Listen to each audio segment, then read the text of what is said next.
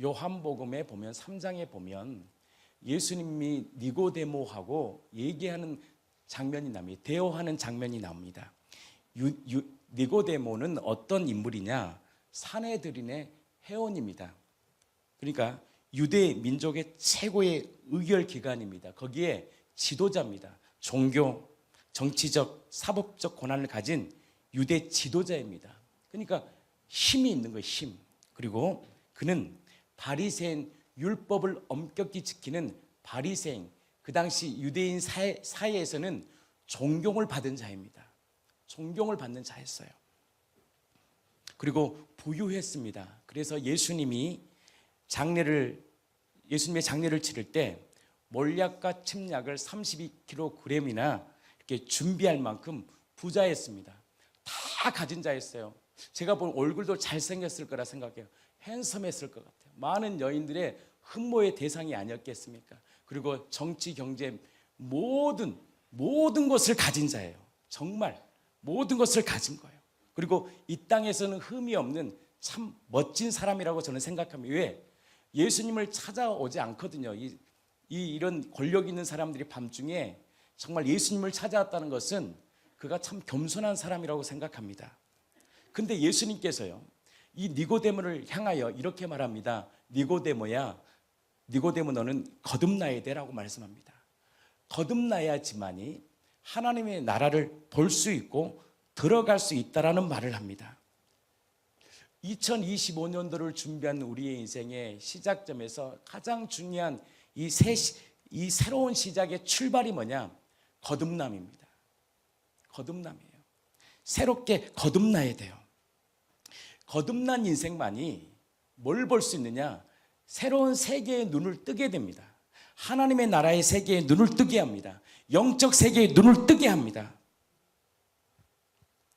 그 거듭난 자만이 이전과 전혀 다른 삶을 맛보게 됩니다. 그런데 거듭나지 않는 인생은 결단코 새로운 삶을 살 수 없어요. 그러니까 늘 두렵습니다. 늘 염려가 옵니다. 2025년도가 두렵습니다. 과연 무엇을 먹을까? 무엇을 마실까? 나는 어떻게 살아야지? 염려합니다. 그러나 우리 주님께서 우리에게 말씀합니다. 공중에 나는 새를 보라. 심지도 않고 거두지도 않지만 내가 먹이고 입히지 않니? 하물며 너희일까 보냐? 내가 너와 함께 하셔. 그러면서 우리에게 솔루션을 줍니다. 그의 나라와 그의 의를 구하고만 살아봐. 주님만 바라고만 살아봐. 내가 채워, 내가 먹여, 내가 입혀. 결혼식을 하는데도 그렇더라고. 뭐 제가 엄청난 기획을 한 게 아닌데 하나님이 때에 따라서 사람을 보내주시고 기획을 하게 하시는 거예요. 다 아이디어를 주시고. 제가 그래서 새벽 말씀 중에 요셉이 국무총리가 그 하나님의 꿈을 해석할 때 바로 왕이 요셉이 이렇게 말합니다. 너는 하나님의 영에 감동된 사람이다. 하나님의 영에 감동될 때 두 가지의 복을 주신데 지혜와 명철을 주십니다. 세상의 지혜, 얄팍한 지혜가 아닌 세상의 사물을 깨트릴 수 있는 지혜, 사람의 마음을 움직일 수 있는 지혜, 세상을 움직일 수 있는 지혜, 이 지혜, 하나님을 아는 지혜, 그 명철을 허락하십니다. 이게 거듭난 자의 삶이에요. 그 삶을 허락하십니다. 그러면 이 새로운 삶의 시작의 첫 번째가 뭐냐? 따라하세요. 영접. 이거예요. 영접. 저는 어제 영접했는데 아니요. 매일 고백해야 됩니다. 그래서 요한복음 12장 1장 12절에 보면 영접하는 자, 영접이라는 것은 뭐냐면 회개, 내가 주인된 그 죄, 내가 사는 것이 아니구나. 내 인생이 내가 경영자가 아니고 내가 통치자가 아니고 내 힘으로 사는 것이 아니라는 것을 인정하는 것입니다. 범사의 그분을 인정하는 것입니다. 내가 사는 것이 아니라 나를 다스리고 나를 지으시면서 보기 좋았더라고 말씀하신 그분이 나의 참 왕이시고 주인이시구나. 여러분들 이것을 깨달은 자는 인생의 가장 큰 복을 받은 자입니다. 마귀는 이것을 가립니다. 그냥 네 마음대로 살아. 보는 대로 살아. 느낌대로 살아. 감정대로 살아. 그냥 보여지는 이 현실의 법 안에 살아. 근데 우리 주님은 성령을 통해 강력히 말씀합니다. 오늘도 말씀합니다. 아니야. 예수님이 너희 가정의 주인이야. 그 가정의 말씀의 법대로 살 때만이 시냇가에 심은 나무가 철을 따라 열매를 맺으며 그 잎사귀가 마르지 않고 형통하는 복을 받아. 그 시작이 뭐냐? 예수님이 나의 주인입니다. 영접하는 자, 하나님의 자녀가 되는 권세의 시작, 회개하고 예수님을 내 마음의 주인으로 받아들인 겁니다. 이건 지식이 아닙니다. 범사의 그분을 인정하는 것입니다. 그래서 여러분들 세우시는 것이나 넘어지게 하는 것이 주님께 있습니다. 여러분들 이게 우리의 몫이 아닙니다. 교회를 하다 보면 어떤 사람은 기쁨이 넘치는 분이 있어요. 어떤 분은 무너진 사람이 있어요. 어떤 것이 맞고 안 맞다라고 말할 수 없습니다. 하나님이 무너뜨리게 하시고 하나님이 세우시기, 이 모든 주체자는 주님이십니다. 권능이 다 주님께 있는 거예요. 그 우울함의 시간, 고통의 시간, 절망의 시간, 기쁨의 시간 다 주님께 있습니다. 우리가 판단할 게 하나도 없습니다. 여러분들 판단하지 마십시오. 그리고 주님께 그 문제를 기도해 주시기 바랍니다. 그럼 주님께서 고통의 시간들을 통해서 뭘 경험하게 하느냐? 구원이라는 놀라운 역사를 경험하게 됩니다. 그래서 여러분들 판단할 필요 없어요. 내가 보여지는 지 상황 내 뜻대로 안 된다고 절대 판단할 게 없어요. 주님께 맡기면요, 더 좋은 곳으로, 가장 좋은 곳으로 주십니다. 자기 아들을, 로마서 8장 32절 우리 다 알잖아요. 자기 아들을 아끼지 아니하시고 우리 모든 사람을 위하여 내어주신 그분께서 어찌 그 아들과 함께 우리에게 가장 좋은 것을 주지 않겠습니까? 이 권세 말이죠. 이 권세, 이 영접의 권세는 뭐의 시작이냐? 하나님의 나라를 보고 하나님의 세계에 들어갈 수 있는 시작점입니다. 출발점입니다. 근데 맨날 영접만 하고 있어. 안 돼요. 또 한 가지가 있어요. 하나님의 나라를 누리고 싶으십니까? 이럴 때 아멘 좀. 정말 하나님의 그 희락과 기쁨을 누리기를 원하십니까? 정말 시편 23편의 고백이 여러분들의 삶의 되기를 축복합니까? 여보, 진짜 나 예수님으로 부족함이 없어. 고난과 환난과 기근과 적신이 와도 이길 수 있는 그 능력을 받기를 원하십니까? 소유하기를 원하십니까? 첫 번째, 예수님을 마음에 회개하고 주님을 영접하십시오. 두 번째가 있습니다. 이것이 바로 오늘 창세기 42장의 비밀입니다. 요셉이 자신의 삶에 신분이 뭐였냐면 종이었습니다. 애굽 땅에서. 그리고 제수의 신분이었어요. 근데 그가 총리의 신분으로 완전히 바뀌어버립니다. 여러분, 이것은 반전의 반전. 우리 가정이 반전된 것처럼 있을 수 없는 반전. 흑암의 권세 아래 있었던 우리들이 하나님의 나라로 옮기고, 어둠의 권세 아래서 평생 나 이렇게 살다가 죽을 것 같은 팔자로 살아가는 우리 인생 가운데 삶의 놀라운 변화가 일어나고, 뭐 개업을 하신 요셉의 창고 이어좀도 마찬가지예요. 평생 정말 무당 동생 만나서 그 길 가다가 밤새 밤마다 술을 드셨다 그러잖아요. 밤새 소망이, 이 몸의 소망은 무언가 우리 준대, 그분은 우리의 소주가 뿐인, 그랬다잖아요. 우울하고.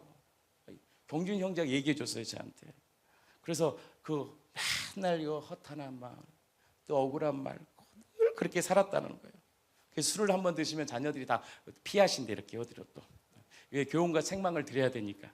그런데 하나님이 어떻게 해요? 예수를 회개하고 딱 주로 모시. 그날이 언제였냐면 결혼식 날이에요. 우리 지명 형제 장례식과 결혼식이 있었던. 그러니까 장례식과 결혼식을 동시에 우리 교회가 얼마나 바빴겠어요. 성도들이 저를 엄청나게 또 이렇게 훈련시켜요. 계속 훈련시켜. 그래서 양구 장례식 끝나고 결혼식 갔다고 얼마나 피곤하겠어요. 사실 제가 피곤해가지고 마음속에 고민했어요. 그날 만남을 좀 연기할까 말까 한데, 놀랍게도 하나님이 동역자를 붙여주셨는데 상현 집사가 꼭 또 옆에 붙어가지고 나를 못 가게 딱 하는 거야. 그게 제 사인이다. 이건 내가 꼭 반드시 해야 된다. 꼭 상현 집사 내 옆에 있어요. 어디 가면 항상 보면 뭘 물어봐. 뭘 도와드릴까요, 목사님? 뭐가 필요합니까? 그래서 그런 상현 집사가 또 어디 말레이시아 간다니까 제가 염려, 근심과 걱정이 지금 많습니다. 또 누구를 또 한 명 또 잡아야 되는데 감사합니다. 근데 그때 영접이 일어난 거예요. 제가 예수님을 소개한 거예요. 그러면서 성령을 통해서 가정이 완전히 바뀌어서 정말 하나님의 나라를 이루는 통로가 된 거잖아요. 그러면 그것이 영접만 해서 되느냐? 아니에요. 이게 비밀입니다. 이 비밀. 그러면 왜 정말 하나님의 놀라운 이 역사가 바뀌었나? 신분이 바뀌죠. 신분 바뀌고 싶으시죠? 하나님의 통치를 받기를 원하시죠? 언제냐? 바로의 꿈을 해석할 때입니다. 우리 인생도 동일합니다. 영접했죠? 영접에서 멈추면요, 나중에요, 안지맥이 됩니다. 영적 안지맥. 맨날 영접은 했어. 근데 하나님 뜻대로 살지 않아. 근데 우리 인생의 반전, 우리 인생의 복을 받으려면 역전이 있어야 됩니다. 그게 뭐냐? 바로의 꿈을 해석할 때입니다. 무슨 말이냐? 예수님을 영접하고 나의 삶에 하나님께서 귀한 말씀을 허락하십니다. 이 말씀을 통해서, 이 말씀 속에서요, 복음이 해석될 때 하나님께서 이 복음을 통하여 무엇이 일어나냐? 믿음의 결부가 일어납니다. 해석이 일어납니다. 말씀 안에서요, 그냥 말씀, 2000년의 말씀이 아니고 야곱의 인생, 요셉의 인생, 또 다니엘의 인생 말씀 속에서 뭘 경험하느냐? 복음의 해석이 일어나야 됩니다. 그것이 나와 믿음과의 결부가 일어나야 됩니다. 성령의 강력한 강타를 통해서 해석되어질 때 우리의 신분이 바뀝니다. 인정이, 이해가 돼요. 나의 삶이, 모든 삶이 인정이 됩니다. 그리고 그 복음을 통해서 뭘 해석되느냐? 내가 예수로 다시 태어난 하나님의 자녀라는 이 사실을 발견하고, 그리고 그 발견에서 끝나는 것이 아니라 하나님이 우리를 향한 목적과 부르심을 알아 나의 인생이 하나님의 사명자로, 오늘 찬양처럼 나를 위해 사는 인생이 아니라 주와 복음을 위해 살 수 있다는 이것을 깨달을 수 있고 경험할 수 있는 인생은 진짜 복 있는 인생입니다. 그리고 그가 신분이 바뀌고 그 꿈을 해석한 후에 여기서 제가 나중에 말씀을 하는데, 흉년 전에, 이것 중요한 키입니다. 흉년 전에 하나님께서 이 요셉에게 두 아들을 허락하십니다. 첫 번째 아들이 누구냐? 므낫세입니다. 원어적 히브리어는 나사야에서 파생됐습니다. 무슨 말이냐? 잊게 하다라는 뜻입니다. 잊어버리게 하다라는 뜻입니다. 요셉의 이름을 딱 짓고 깨달았습니다. 요셉은 지혜와 명철이 있었어요. 그러니까 모든 사물 가운데 깨달음이 있는 거예요. 여러분들이 밥만 딱 먹었잖아요. 저는요, 밥 다 먹으면 스캔 뜨면서요, 이 보여. 내가 뭘 실수했는지, 뭘 다시 교정해야 되는지가 보이더라고요. 이렇게 깨달아야 되거든. 발견해야 되거든. 뭘 하면서도 하나님의 의도를 알아야 되거든. 사건을 통해서요, 하나님이 주신 마음들을 깨달아야 돼요. 하나님의 사람들은 사건을 딱 허락할 때 그냥 사건이다 생각하면 안 돼요. 하나님의 그 의도를 깨달아야 됩니다. 저도 우리 중교 형제를 만나고 중교에 대한 이 교제를 나누다 보면 그림이 그려집니다. 그러나 순종할 때 그 일은 역사가 일어납니다.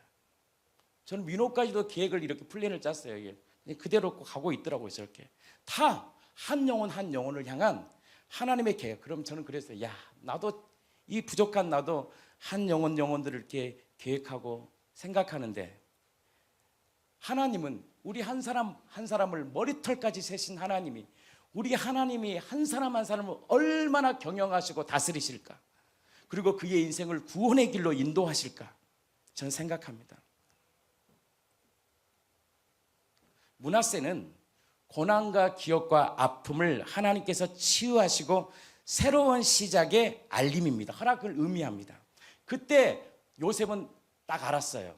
아, 새로운 시작이 되었구나. 이 자녀를 통해서 나의 모든 것을, 상처를 치유하셨구나. 나의 모든 상처를 다 회복시켜 해석된 거예요. 해석되니까 형제를 딱 만났을 때 뭐가 나와요? 원망 불평이 안 나와요. 형제들, 당신들이 나를 애굽 땅에 넘겨서 세상에 17살밖에 안 된 내 인생 그렇게 망쳐놨어, 이렇게 말 안 해요. 그는 13년에 그리고 17세에 그가 애굽 종이 되잖아요. 그리고 감옥살이 30살에 총리가 됩니다. 그러면 거의 한 13년이에요. 13년 정도입니다. 그의 인생의 고통과 그 훈련의 시간이. 그때 그가 해석됩니다. 그의 인생 해석됩니다. 아, 하나님이 미리 나를 구원의 길을 축복의 통로로 보내셨구나. 해석되니까 뭐가 돼요? 그의 입에서 뭐가 나와요? 악의가 안 나와요. 축복의 언어가 딱 옵니다. 형제요, 형님들 걱정하지 마십시오. 자기 아버지가 딱 죽고 나서는 딱 걱정하는 거예요. 이제 우린 죽었다. 권력자잖아요.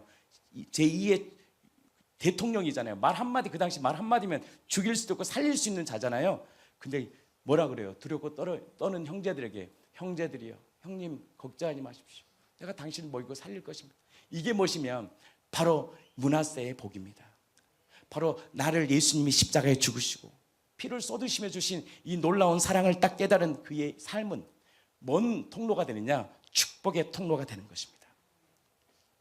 그리고 두 번째 아들을 주십니다. 에브라임입니다. 히브리어로 파라에서 유래됐습니다. 무슨 뜻이냐? 번성하게 하다 또는 열매를 맺다라는 뜻입니다.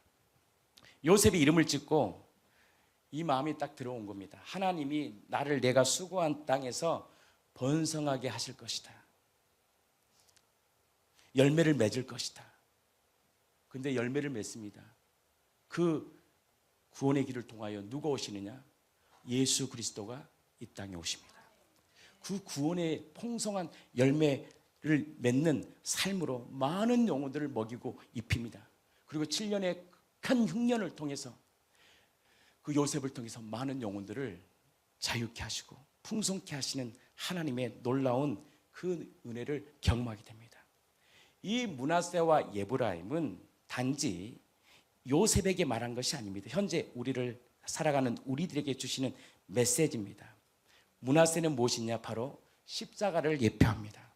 고난과 치유, 이집트에서 겪은 고난, 형들에 대한 배신감이 얼마나 힘들었게, 상처들, 과거들, 바로 이 과거들을 예수님이 십자가에 못 박을 때 모든 옛사람을 십자가에 못 박으시고 예수님이 죽으실 때 다 이루셨다고 말씀하신, 다 이루신 것은 이제 무슨 말일까요? 예수님이 십자가에 못 박을 때 이제 너 끝났어, 너 이제 행복한 삶 살 수 있어, 내가 너의 인생에 풍성함을 줄 수 있어, 이 마음 아닐까요?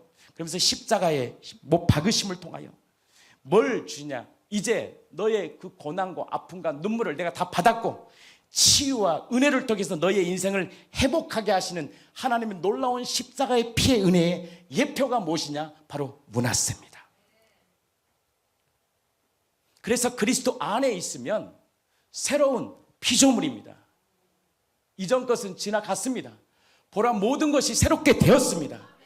이 사실이 믿음과의 결부를 통하여 옛날 과거를 붙들고 옛날 상처를 붙들고 살아가는 인생이 아니라 미래의 장래의 소망을 딱 붙들고 하나님 신 약속의 말씀을 딱 붙들고 살아가는 거룩한 공동체가 되기를 축복합니다. 우리 한국교회는 우리나라가 위기 가운데 있을 것 같은데 안 그렇습니다. 하나님이 새벽에 딱 주시더라고요. 불임절의 역사가 일어날 것이다. 무슨 뜻인지 모를 거야. 새로운 반전의 역사가 일어나고 회복에 있어. 여러분, 세계가 지금은요 완전히 지금 두 날개로 딱 나눠지고, 공산주의와 자유주의 딱 보이잖아요. 시리아 지금 딱 무너지고, 지금 러시아 지금 뭐 여러 가지, 이란 딱 러시아 이란 무너지니까 시리아 해방돼 버리잖아요. 그리고 이스라엘 미국이 딱 움직이잖아요. 지금 시대가요 지금 두 날개로 딱 가게 있고요. 제가 보기에는 하나님이 마지막 부흥을 줄 겁니다. 우리 한국교회 회개하고 정말 얼굴을 구하며, 하나님의 꿈은 이 천국 복음이 온 세상에 증거돼야 됩니다. 그러려면 하나님이 뭘 주냐? 정치, 경제, 문화에 다시 변화가 일어나야 되고 다시 세팅이 일어나야 돼요. 그러면 하나님의 불임절의 다 끝난 것 같아도 하나님이 다시 새롭게 하실 것이고 새로운 놀라운 반전의 역사가 일어날 것입니다. 저는 그것을 믿습니다. 왜? 하나님은 언약을 성실히 수행하신 분이시고 우리 가정도 하나님의 그 언약, 나는 영접한 거 하나뿐인데 난 잘난 거 하나도 없어요. 영접하고 죽도록 예수님만을 붙잡은 것뿐이에요. 제가 어떤 지체에게도 그랬어요. 고마워. 그냥 붙들어 준 것만 해도 고마워. 함께 해준 것만 해도 고마워요. 제가 그 마음을 알거든요. 그건 붙들고 있는 거예요. 절망하면 절망 가운데 그냥 있는 거예요. 예수 앞에. 왜? 예수님의 그 십자가의 놀라운 피의 은혜가요 우리를 모두 덮어줬거든. 그래서 마귀가 정죄할 수 없는 거예요. 영접할 때 우리에는 뭐가 있냐? 피의 사랑이 딱 들어버린 거예요. 영접할 때 부활의 생명이 딱 들어와 버린 거예요. 그때부터 주님이 우리를 세우시는 거나 넘어지는 것이 다 누구에게 있느냐? 주님께 있는 거예요. 에브라함은 뭘 예표하느냐? 부활의 열매의 풍성함을 예표합니다. 고난의 땅에서 열매 맺게 하신다는, 고난의 땅, 이 현재의 땅, 지금 여러분들이 있는 가정 가운데, 여러분들이 있는 현재 땅 가운데서 여러분들 도망가지 마십시오. 돌파하십시오. 도망가면 끝나요. 도망가면 답이 없어요. 저도 마찬가지요. 제가 문제를요 도망가 버리면 끝나요. 제가 목회를 하면서 느꼈던 게 왜 목사님들이 힘들까? 힘든 게 있어요. 이걸 돌파를 못하거든. 이 돌파 안 되면 끊어지거든. 교회는 많은 문제들이 있어요. 여러 가지 문제들. 근데 그것을 돌파하지 않고 그걸 풀려내지 않으면 교회가 무너집니다. 어그러져요. 근데 그것을 풀어내야 돼. 근데 그것은 성령의 지혜예요. 성령의 역사에 있어요. 주님을 바라보면 주님께서 내 안에서 역사하시는 거예요. 가정도 마찬가지입니다. 답답하십니까? 예수 바라보세요. 그 모습 그대로 예수 앞에 서세요. 그러면 주님이 약속하셨어요. 십자가에 주신과 부활로 다 이루신 그분이요, 우리의 인생을 이끄십니다. 고난의 땅에서 열매 맺기 하나님의 은혜를 상징하는 것이 무엇이냐? 에브라임입니다. 바로 예수님의 부활은, 그래서 니고데모에게 말했구나. 예수님은 니고데모를 사랑했습니다. 그 중심을 딱 알았어요. 그에게 진짜 기쁨을 주고 싶었어요. 거듭나야 돼. 거듭날 때만이 하나님의 나라를 볼 수 있고 들어갈 수 있어. 육신의 어둠 가운데 있으면 이 땅의 거 봅니다. 이것만 보여요. 지금 3차원 세계만. 그 위에 계신 하나님의 역사를 못 봐요. 그러니까 답답하니까 두려움 가운데 떠는 거예요. 에브라임은 바로 예수 그리스도가 우리에게 주신 3일 만에 부활하신 그 예수님이 주신 새 생명과 세상에 줄 수 있는 새로운 열매를 경험할 수 있는 예표입니다. 새로운 삶의 시작입니다.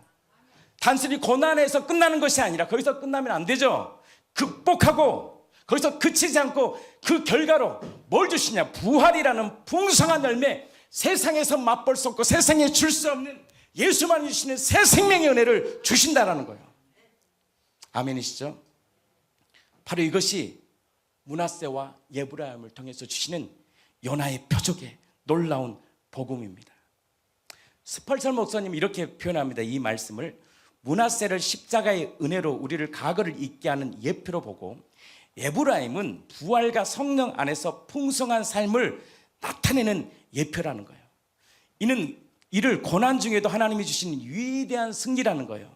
바로 십자가의 죽으심과 부활은, 십자가는 그 당시 저주였어요. 예수님 십자가에 달려 돌아가실 때 사람들이 이해할 수 없었어요. 끝났구나 했는데 그 십자가가 모든 저주를, 사망을 깨부시는 하나님의 지혜임을 알게 된 거예요.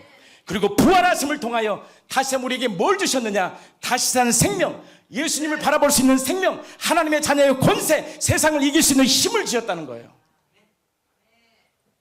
그것이 바로 므낫세와 에브라임의 놀라운 복음입니다. 그래서 고린도후서 5장 17절은 우리 함께 한번 선포합시다. 누구든지 그리스도 안에 있으면 새로운 피조물이라. 이전 것은 지나갔으니 보라, 모든 것이 새롭게 되었다. 무엇으로?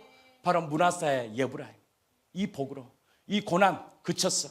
너 사망 그쳤어. 절망 그쳤어. 이 부활을 통해서 너에게 새 생명을 줄 거야. 그 예수를 바라봐. 그러면서 뭐라고 그랬어요? 영접 그 다음에 하나님의 말씀이 내 안에 들려져야 돼요. 그 바로의 꿈을 해석했던 요셉, 해석이 되니까 문제가 풀어지는 거예요. 영접만 해서 되는 게 아니에요. 여러분들 인생에 실타래 같은 문제가 풀어지려면 바로의 꿈을 해석할 수 있어야 돼요. 무슨 말이냐? 하나님의 복음의 말씀이 너의 심령에 갈아엎으셔서 살아있고 운동력 있는 하나님의 말씀이 나 인생 가운데 막 들어와서 나를 갈아 기경할 때 그 말씀을 통해서 굴복이 일어나고, 그 말씀을 통해 약속의 말씀을 받고, 그 말씀을 통해서 역사가 일어나. 사람들이 여기까지 안 가는 거예요. 그래서 이렇게 사는 거예요. 이유가 그거예요, 여러분. 영접은 해, 부활은 알아, 십자가는 알아. 맨날 입술로 고백해. 그 이상은 가지도 않아. 바로의 꿈을 해석해야 되거든. 하나님의 말씀이 해석이 일어나야 되거든. 복음의 해석이 일어나야 되거든. 그러려면 갈망해야죠.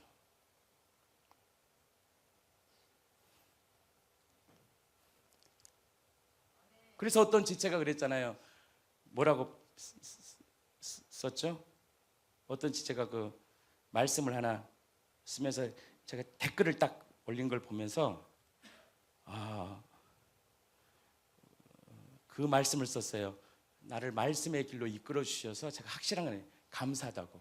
그러니까 처음에 그냥 말씀을 읽은 거예요. 공동체가. 근데 말씀을 읽다 보니까 그 속에서 뭐가 되느냐? 믿음과의 결부가 일어난 거예요. 그 지체는 그 말씀 속에서 이것이 2000년의 말씀이 아니라 실제 나에게 주신 말씀이라는 이 놀라운 것을 경험하게 된 거예요. 뭐에 눈을 뜬 거냐? 하나님의 나라에 눈을 뜨게 된 거예요. 어떤 자에게 줄까요? 갈망하는 자에게. 하나님 이 땅에 소망이 없다는 것을 인정하는 자에게. 근데 사람들은 이 복을 취하지 않아요. 보면 관심이 없어요. 그래서 신분이 안 바뀌는 거예요. 더 이상은 점진이 안 되는 거예요. 더 이상은 나아갈 수 없는 거예요. 바로의 꿈을 해석할 수 있어야 돼요. 바로 하나님의 말씀 속에서 주시는 그 신비를 경험해야 돼요. 난 이 공동체가 그 은혜가 있기를 축복합니다. 그러면 왜 6년 전에 하나님께서 두 아들을 주셨느냐? 따라해 주세요. 하나님의 은혜가 고난보다 먼저다. 하나님은 우리 인생에 앞으로 2025년 많은 것들을 풀어내야 됩니다. 그냥 모든 일은요 그냥 되어진 거 없습니다. 근데 그 문제를 풀어내면서 하나님은 우리에게 많은 것들을 보게 하고 경험케 합니다. 근데 뭘 주시냐? 풍성함을 주십니다. 7년의 풍성한 은혜를 부어주시요. 여러분들 보세요. 우리 공동체도 막 은혜를 딱 받고 나면 문제가 터지더라고요. 근데 문제에서 끝난 게 아니야. 그 문제의 해결을 통해서 하나님이 그의 인생에 놀라운 스토리를 만듭니다. 그것이 바로 히스토리 메이커입니다. 저도 마찬가지입니다. 그냥 그런 일 없었으면 나도 좋았고 우리 교회 아무 일도 없었으면 좋았을 것 같아요. 저는 지금 돌이켜보면 그 일이 나를 구원의 길로 인도하셨고 하나님의 놀라운 깊은 세계를 만나게 하셨고 또 그런 일이 있을지라도 내가 이제는 그 방식이 아닌 하나님의 방식으로 움직일 것이다. 그래서 제가 어떤 지체에게 말했습니다. 내가 하나님의 음성을 듣고 그것을 말해주지 못했다. 그래서 나는 고통을 당했다. 이제는 아니다. 하나님이 내게 말씀 주실 때 나는 담대히 말할 것이다. 떠나든 안 떠나든. 근데 왜 그러냐? 이것이 바로 하나님의 우리를 향한 사랑이기 때문입니다. 그래서 경험한 거예요. 저도 많은 것들을 쏟아내면서 경험한 거예요. 사랑하는 성도 여러분, 왜 6년 전에 7년의 풍성함을 주셨을까요? 하나님의 은혜는 고난보다 위대합니다. 먼저 해요. 그래서 6년 전에 여러분들 그 말씀이 한번 읽어보겠습니다. 창세기 42장 50절입니다. 같이 한번 읽겠습니다. 창세기 41장 50절입니다. 창세기 41장 50절. 흉년이 들기 전에 요셉에게 두 아들이 나되 곧 온의 제사장 보디베라의 흉년이 딸. 들기 전에 요셉에게 누구를 주셨다? 두 아들을 주셨다. 이 말씀은요 그냥 기록되지 않습니다. 다 의도가 있고 의미가 있습니다. 여러 가지 의도가 있을 거예요. 흉년이 있기 전에 그럼 뭐가 있었겠어요? 풍년이 있었겠죠. 풍년은 뭐냐? 하나님의 그 선물입니다. 부요함입니다. 하나님이요 우리에게 그 은혜를 부어주십니다. 세상이 줄 수 없는 그 신비를 그 은혜를 부어주시. 왜? 그 은혜가 고난보다 먼저임을 보여주십니다. 우리가 이 고난을 이길 수 있느냐? 십자가에서 다 이루시고 부활하신 예수님이 우리 안에 계시고 그 내가 쌓아놓은 것이 아닌 그분께서 우리의 인생을 이끄시기 때문에 우리는 이 세상을 승리할 수 있습니다. 그래서 하나님이 시련이 오기 전에 뭘 주냐? 위로와 축복을 준비시킵니다. 하나님의 은혜가 먼저입니다. 하나님의 은혜가 고난보다 앞서 있다는 원리를 바로 상징하는 것이 이 메시지입니다. 그래서 그 풍성한 은혜, 지금 여러분들이 예배할 수 있을 때, 지금 여러분들이 기도할 수 있는 환경을 허락할 때 기도하십시오. 그래서 공동체가 그걸 만들었잖아요. 그 일에 공동체에 들어오셔서 정말 하나님의 말씀으로 채우세요. 하나님의 은혜 주실 때 풍성히 채우세요. 그러면 흉년 때 고난당하는 게 아니에요, 여러분. 비밀이 뭐예요? 흉년 때 복의 통로로 그들에게 뭘 줘요? 나누는 인생을 줍니다. 그게 요셉의 참고입니다. 남들은 흉년 때에 다 죽겠다고 아우성치는데 하나님의 풍성함을 거하는 부활의 생명을 가진 자는 그 아우성거리는 고통받는 자들에게 뭘 주냐? 참 생명을 주는 이 놀라운 복을 주신다는 거예요. 바로 그 사람이 어떤 자느냐? 예수를 마음의 주로 모시는 저와 여러분입니다. 세상은 엄청 앞으로 고난의 길로 갈 것입니다. 그러나 걱정하지 마세요. 고센 땅은 안전했습니다. 10가지 재앙을 일으킬 때 고센 땅만이요 안전해요. 왜? 하나님이 함께 하시니까. 하나님이 우리 가정의 주인이니까. 그러면 영접에서 끝내면 안 돼요. 바로의 꿈을 해석해야 돼요. 하나님의 의도를 말씀을 통해서 갈망하면서 나아가야 돼요. 하나님, 내 힘으로 살 수 없습니다. 내 인생 내가 살 수 없습니다. 삭개오처럼 뽕나무에 올라가야죠. 예수님 보려면. 자존심 버리고 다 조롱했잖아요. 삭개오를 보면서. 이 삭개오야, 네가 그런다고 예수님 만나 주겠니? 다 무시했던 삭개오는 자존심을 다 내어버리고 주님 앞 뽕나무에 올라가서 예수님을 바라봅니다. 그때 예수님이 삭개오에게 말합니다. 삭개오야, 너의 집에 구원이 임한다. 그리고 그를 축복합니다. 만나주신 거예요. 만나주시는 거예요. 주님만 만나면 끝나요. 성령이 우리 안에 주님이 나와 함께 하시면 능치 못할 일이 없어요. 여호와가 우리를 항상 인도해요. 하나님은 재앙을 주신 분이 아닙니다. 소망. 제가 개인사를 얘기해서 죄송하지만 결혼하신 우리 용민이 아버지에게 제가 만나면 항상 소망을 줬어요. 하나님이 이 가정 사랑하신다. 반드시 회복하실 것이라고. 소망을 주신 거예요. 소망을. 그 말씀이요 그대로 이루어지는 거예요. 그 말씀이요 그대로 역사하시는 거예요. 하나님은 십자가에 죽으시고 살아나셔서 평생을 메어 종로로 탄 우리 인생 아닙니까? 평생을 마귀에 붙잡아서 무엇을 먹을까 입을까 염려하며 평생을 종로로 탄 우리들에게 말씀하십니다. 아니야, 너 이제 종 아니야. 너의 신분은 왕의 자녀야. 힘있게 살아라. 내가 너와 함께 할 거야. 그 예수님이 임마누엘 되어주셔서 우리의 인생을 인도하실 것입니다. 하나님께서 우리에게 그 비결의 솔루션을 또 허락합니다. 말씀하십니다. 요한복음 15장 5절 읽고 제가 마치겠습니다.